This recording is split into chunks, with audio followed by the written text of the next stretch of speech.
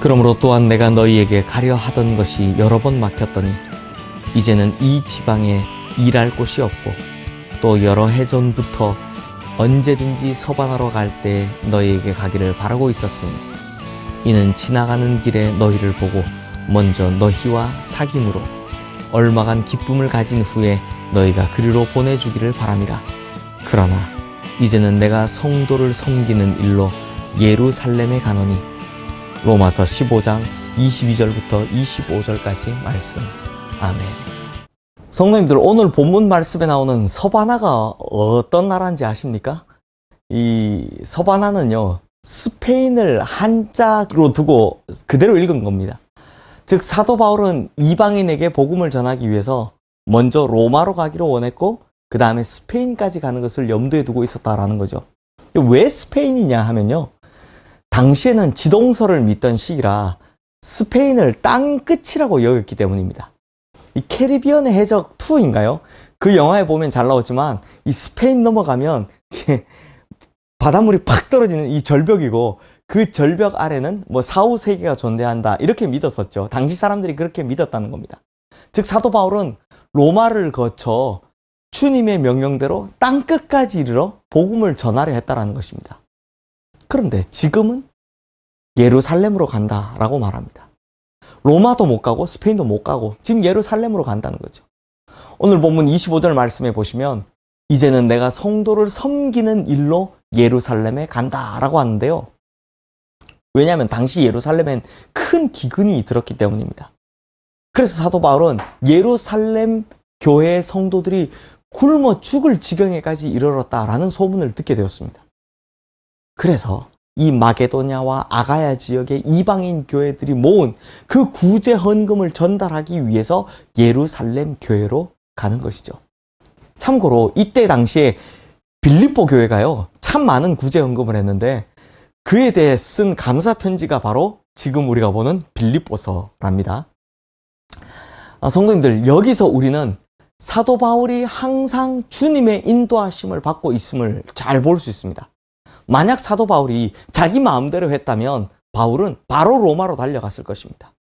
당시 세계 심장부인 로마로 가서 복음을 전하면 더 많은 사람들이 예수님을 믿을 것이다, 이렇게 주장했어도 누가 뭐라 할 사람이 없었을 것입니다. 그리고 사도 바울은 예수님의 마지막 명령에 순종한다라고 하면서 스페인까지 달려갔어도 누가 뭐라고 할 사람은 없었을 것입니다.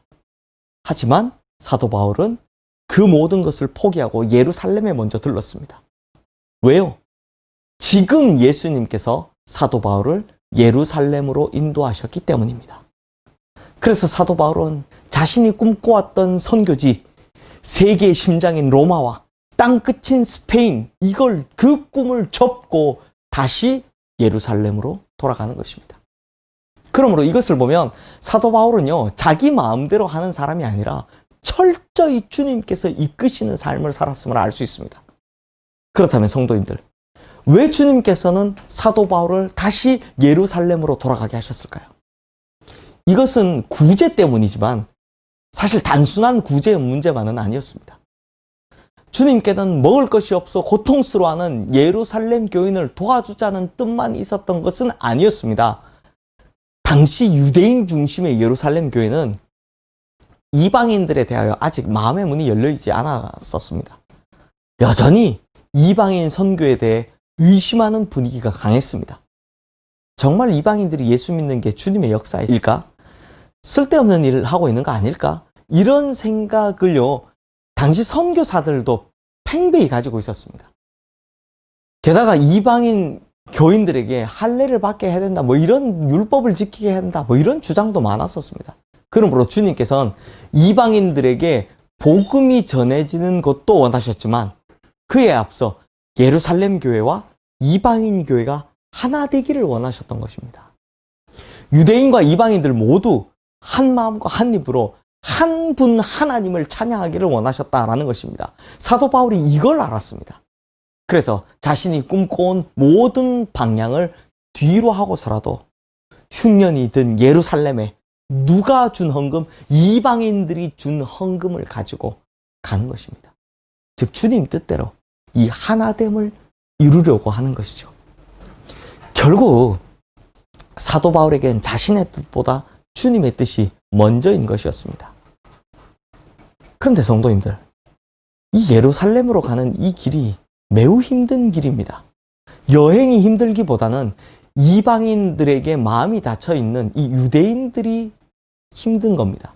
얼마나 힘들었으면 오늘 본문 아래에 있는 30절에서 32절 말씀에 보면 사도 바울이 로마 교회 교인들에게 자신이 예루살렘에서 화를 당하지 않도록 기도해달라라고 부탁을 하고 있는 걸 볼 수 있습니다. 솔직히 사람의 생각으로는 갈 길이 아니었습니다. 예루살렘으로 돌아가는 길에서도 또 예루살렘으로 돌아가서도 그 많은 유대인들이 자신이 예수 그리스도의 복음을 전한다라는 이유만으로 자기를 원수처럼 생각해서 해하려 한다라는 것을 잘 알고 있었기 때문입니다. 그런데도 주님이 가라고 하시니 가게 된 것입니다. 즉 자신이 가고 싶다, 가기 싫다는 것이 기준이 아니라 오직 주님께서 가라고 하시면 가고 가지 말라고 하시면 가지 않는 것이었습니다. 그런데 주님께서 강건하셨기 때문에 간 겁니다. 이방인들과 유대인을 하나 되게 하시려는 그 주님의 마음을 사도 바울이 알았기 때문에 간 겁니다.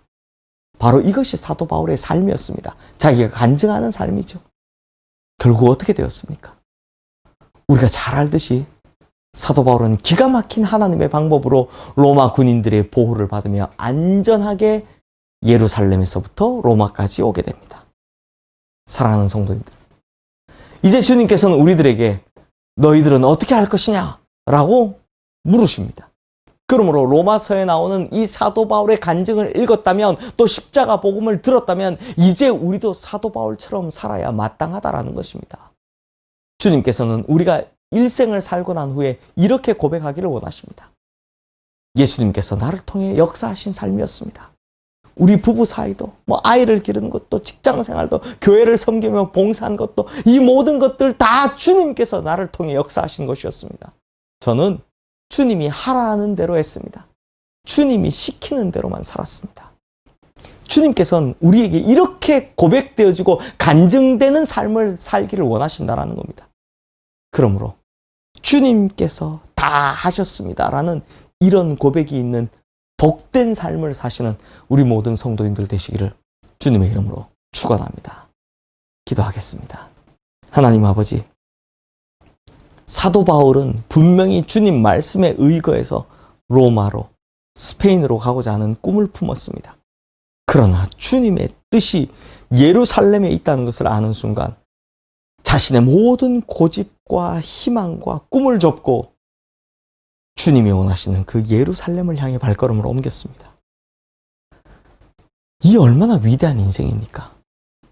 주님께 이끌림을 받는 인생.